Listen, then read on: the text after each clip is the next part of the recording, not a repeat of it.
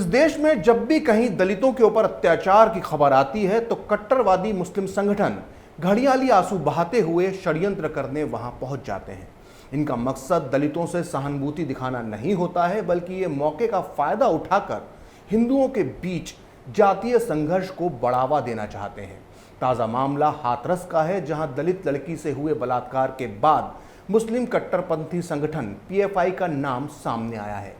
UP police के मुताबिक PFI Hathras कांड का फायदा उठाकर पूरे उत्तर प्रदेश में जातीय हिंसा फैलाना चाहती थी और इसी आरोप में यूपी पुलिस ने 4 लोगों को गिरफ्तार किया है, जिनका संबंध पीएफआई से बताया जा रहा है। इसमें कोई शक नहीं कि दलितों पर होने वाले हर अत्याचार का देश के हर समाज, हर धर्म को विरोध करना चाहिए, लेकिन अगर इसका मकसद समाज में घृणा फैलाना है तो इसे किसी भी कीमत पर बर्दाश्त नहीं किया जा सकता।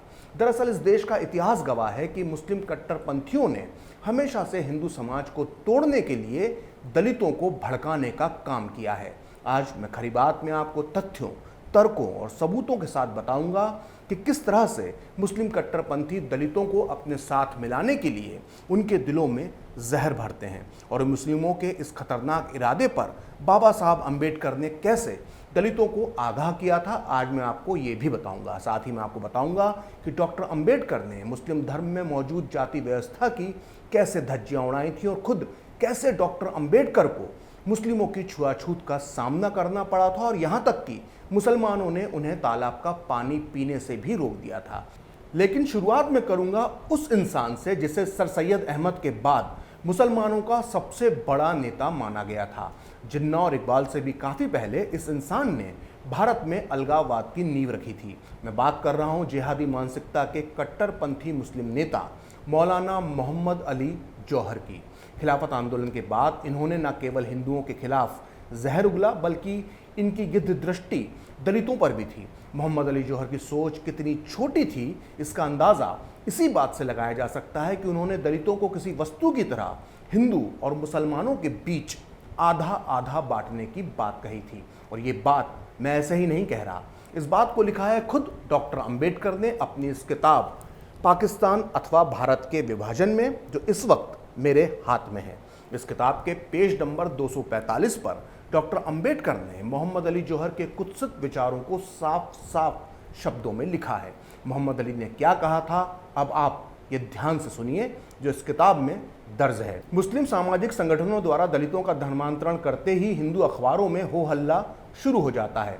दलितों का धर्मांतरण करने वाली एक प्रभावशाली संस्था से जुड़े एक बड़े व्यक्ति ने मुझे बताया है कि देश को अलग अलग क्षेत्रों में बांटकर हिंदू और मुसलमान सहमति बनाकर धर्मांतरण यानी दलितों का धर्मांतरण का कार्य अलग अलग कर सकते हैं। मौलाना आगे कहते हैं कि जब हिंदू लोग दलितों को अपने में समाहित नहीं करेंगे तो दूसरे उनका धर्म परिवर्तन करेंगे ही, और ये करना भी चाहिए। तो सुना आपने मुसलमानों के सबसे बड़े नेता मोहम्मद अली जौहर की सोच क्या थी। ये वही शख्स हैं जिनके नाम पर समाजवादी नेता आजम खान ने रामपुर में जौहर यूनिवर्सिटी बनाई है।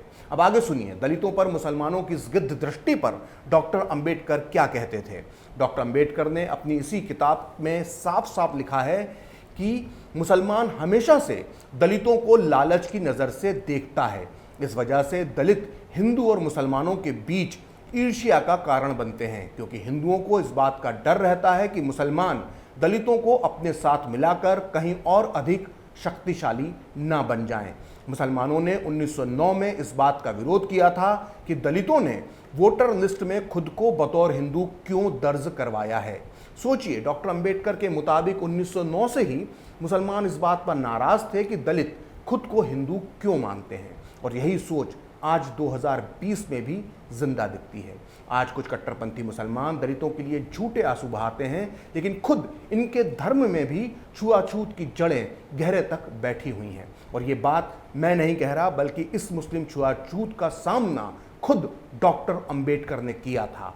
आपको अब तक डॉक्टर अंबेडकर के बारे में ये बार बार बताया गया होगा कि कैसे उन्हें बचपन में बैलगाड़ी से उतार दिया गया था, कैसे उन्हें स्कूल में अलग से पानी पीना पड़ता था, कैसे नाई ने उनके बाल काटने से मना कर दिया था, और कैसे बड़ौदा में रहने के लिए उन्हें घर नहीं मिला था। लेकिन कभी आपको किसी ने ये नहीं बताया होगा कि कैसे मुस्लिम समाज के कुछ लोगों ने भी उनके साथ छुआछूत का बर्ताव किया था और उन्हें पानी तक नहीं पीने दिया था। ये बात मैं नहीं कह रहा, बल्कि ये बात खुद डॉक्टर अंबेडकर ने अपनी लघु किताब वेटिंग फॉर ए वीज़ा में लिखी है। इस किताब को बाकायदा अमेरिका की कोलंबिया यूनिवर्सिटी में कोर्स में पढ़ाया जाता है। अंबेडकर ने इस किताब के चौथे अध्याय में 1934 की अपनी दौलताबाद यात्रा का जिक्र करते हुए जो लिखा है उसे आपको बहुत ध्यान से पढ़ना चाहिए। अंबेडकर लिखते हैं कि वो रमज़ान का महीना था, हमने दौलताबाद किले के बाहर बने तालाब में हाथ मुंह धोए थे कि एक बूढ़ा मुसलमान चिल्लाते हुए बोला कि तुम अछूतों ने तालाब का पानी गंदा कर दिया। थोड़ी ही देर में कई मुसलमान जमा हो गए और हमें गालियां देने लगे कि तुम अछूतों का दिमाग खराब हो गया है, कि तुम्हारी औकात क्या है, तुम्हें सबक सिखाने की ज़रूरत है। हमने समझाने की कोशिश की, लेकिन मुसलमान हमारी बात सुनने को तैयार नहीं थे। वो हमें इतनी गंदी गंदी गालियां दे रहे थे कि हम भी बर्दाश्त नहीं कर पा रहे थे। वहाँ दंगे जैसे हालात बन गए थे और हत्या भी हो सकती थी। तब मेरा धैर्य खत्म हो गया। मैंने थोड़ा गुस्से में पूछा कि क्या तुमको तुम्हारा धर्म यही सिखाता है? क्या तुम किसी अछूत को पानी लेने से रोक दोगे अगर वह मुसलमान बन जाए? ये सुनकर वो चुप हो गए। इस किस्से से साफ होता है कि कैसे एक अछूत हिंदू मुसलमान के लिए भी अछूत होता है। तो सुना आपने, डॉक्टर अंबेडकर ने साफ साफ लिखा है कि एक अछूत हिंदू मुसलमानों के लिए भी अछूत होता है। डॉक्टर अंबेडकर हिंदुओं के साथ साथ भारतीय मुसलमानों में भी मौजूद जाति प्रथा, ऊंच नीच और छुआछूत के प्रबल विरोधी थे। डॉक्टर अंबेडकर का मानना था कि इस्लाम धर्म का जन्म समानता के सिद्धांत पर हुआ था, लेकिन भारत तक पहुंचते पहुंचते इस्लाम के अंदर भी जातिगत भेदभाव और ऊंच नीच की बुराई शामिल हो गई। और ये बात मैं ऐसे ही नहीं कह रहा। डॉक्टर अंबेडकर ने अपनी किताब पाकिस्तान अथवा भारत के विभाजन के 10वें अध्याय में इस्लाम में मौजूद जाति प्रथा और उसकी कुरीतियों की ज़बरदस्त तरीके से धज्जियां उड़ाई हैं। डॉक्टर अंबेडकर इस्लाम के अंदर मौजूद जाति प्रथा पर कड़ा प्रहार करते हुए बंगाल के जनगणना अधिकारी का हवाला देते हुए लिखते हैं कि मुसलमान दो तरह के समाजों में बटे हुए हैं, पहला अशरफ और दूसरा अजलफ। अशरफ का मतलब होता है कुलीन, यानी उच्च कुल में पैदा हुआ हो, और इसमें विदेशी अरबों के वंशज और ऊंची जाति के सवर्णों से धर्मांतरित हिंदू शामिल हैं। वहीं बाकी के दूसरे मुसलमान, जिनमें व्यावसायिक वर्ग और निचली जातियों के धर्मांतरित शामिल हैं, उनमें अजलफ अर्थात नीचा यानी निकृष्ट व्यक्ति माना जाता है। उन्हें कमीना अथवा इतर कमीन या रासिल या रिजाल का भ्रष्ट रूप है, बेकार कहा जाता है। कुछ स्थानों पर एक तीसरा वर्ग अर्जल भी है, जिसमें आने वाले व्यक्ति सबसे नीच समझे जाते हैं। उनके साथ कोई भी अन्य मुसलमान मिलेगा जुलेगा नहीं और न उन्हें मस्जिद और सार्वजनिक कब्रिस्तानों में प्रवेश करने दिया जाता है। तो देखा आपने, भारतीय मुसलमानों में मौजूद जाति प्रथा और छुआछूत का डॉक्टर अंबेडकर ने कितना गहन अध्ययन किया था।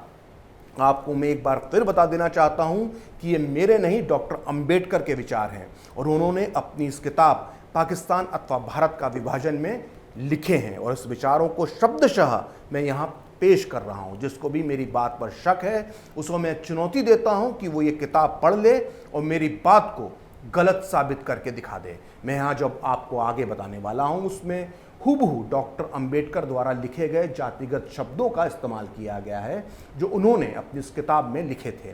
भारतीय मुसलमान समाज में मौजूद अलग अलग जातियों के बारे में वो लिखते हैं कि मुसलमानों में भी हिंदुओं जैसी सामाजिक वरीयता और जातियां हैं। अशरफ यानी उच्च वर्ग के मुसलमानों में सैयद, शेख, पठान, मुगल, मलिक और मिर्ज़ा आते हैं, जबकि अजलफ यानी निम्न वर्ग के मुसलमानों में दर्जी, जुलाहा, फ़कीर, रंगरेज, दाई, धोबी, कलाल, कसाई, मल्लाह, हज्जाम आदि मुसलमान आते हैं।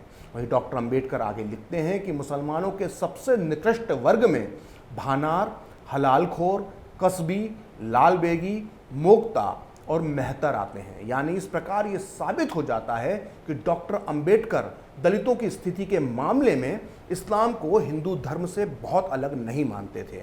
भले ही मूल इस्लाम में जातिगत भेदभाव का स्थान ना हो, लेकिन भारतीय मुसलमानों के बीच जाति की दीवारें कितनी मजबूत थीं, इस तरफ भी डॉक्टर अंबेडकर ने अपनी इस पुस्तक में ध्यान दिलाया है।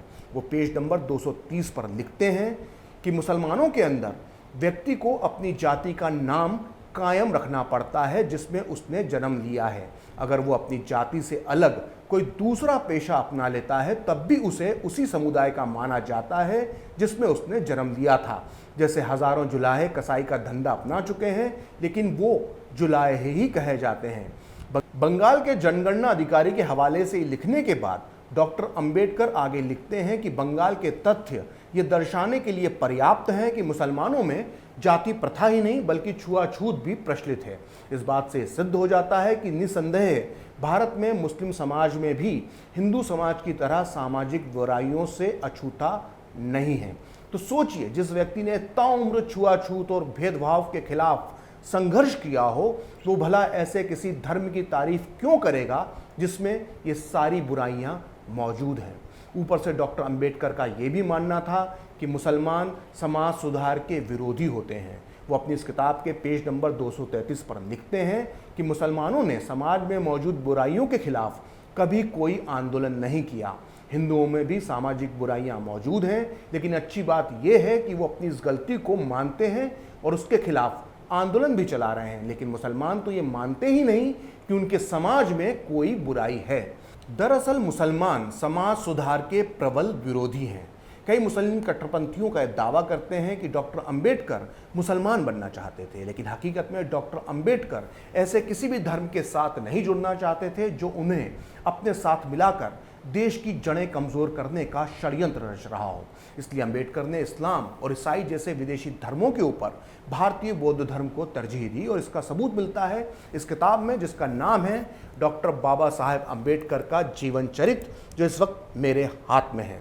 इस किताब को लिखा है धनंजय कीर ने, जिन्हें कांग्रेस सरकार ने 1971 में पद्म भूषण से सम्मानित किया था। इस किताब के बारे में भारत के सबसे बड़े आलोचक और वामपंथी विचारक नामवर सिंह ने कहा था कि इस जीवनी का स्थान लेने वाली कोई और कृति नहीं है। यानी इस किताब की सच्चाई पर कांग्रेस और वामपंथी विचारधारा दोनों की मोहर लगी हुई है। अब देखिए, इस किताब के पेज नंबर 266 और 267 पर अंबेडकर एक पत्र के हवाले से क्या लिखा हुआ है।